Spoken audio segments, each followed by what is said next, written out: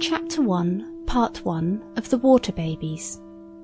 The Water Babies by Charles Kingsley. Chapter 1, Part 1. I heard 1,000 blended notes, while in a grove I sat reclined, in that sweet mood when pleasant thoughts bring sad thoughts to the mind. To her fair works did nature link the human soul that through me ran, and much it grieved my heart to think what man has made of man. Wordsworth. Once upon a time there was a little chimney-sweep, and his name was Tom. That is a short name, and you have heard it before, so you will not have much trouble in remembering it. He lived in a great town in a north country, where there were plenty of chimneys to sweep, and plenty of money for Tom to earn, and his master to spend. He could not read nor write, and did not care to do either, and he never washed himself, for there was no water up the court where he lived. He had never been taught to say his prayers. He had never heard of God or of Christ, except in words which you have never heard, and which it would have been as well if he had never heard. He cried half his time, and laughed the other half. He cried when he had to climb the dark flues, rubbing his poor knees and elbows raw, and when the soot got into his eyes, which it did every day in the week, and when his master beat him, which he did every day in the week, and when he had not enough to eat, which happened every day in the week likewise.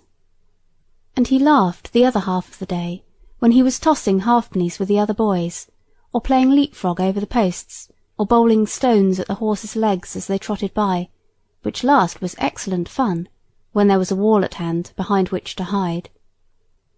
As for chimney-sweeping, and being hungry and being beaten, he took all that for the way of the world, like the rain and snow and thunder, and stood manfully with his back to it till it was over, as his old donkey did to a hailstorm, and then shook his ears and was as jolly as ever, and thought of the fine times coming when he would be a man and a master sweep, and sit in the public house with a quart of beer and a long pipe, and play cards for silver money, and wear velveteens and ankle-jacks, and keep a white bulldog with one grey ear, and carry her puppies in his pocket just like a man. And he would have apprentices, 1, 2, 3, if he could. How he would bully them, and knock them about, just as his master did to him, and make them carry home the soot-sacks, while he rode before them on his donkey, with a pipe in his mouth and a flower in his buttonhole, like a king at the head of his army.